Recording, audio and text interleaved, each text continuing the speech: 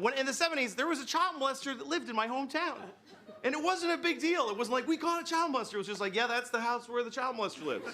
He lives where, hey, kids, don't be stupid or you'll get molested. Just stay away from the child molester house. I know because he did something to me when I was your age, so just stay away from the child molester house.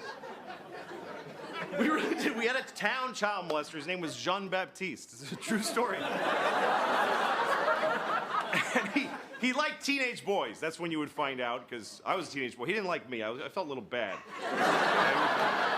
Like, no, not you. It wasn't into me. But he would drive up next to teenage boys and he'd say, hello, would you like to go to McDonald's?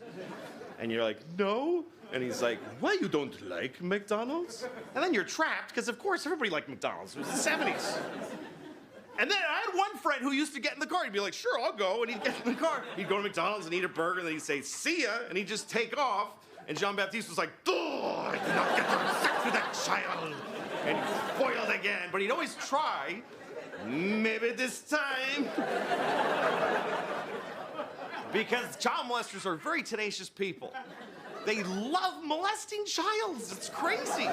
It's like their favorite thing.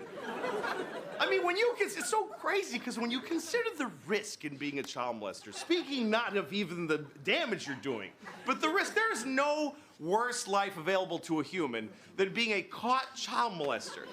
And yet they still do it, which you can only really surmise that it must be really good. I mean, from their point of view, not ours, but from their point of view, it must be amazing for them to risk so much.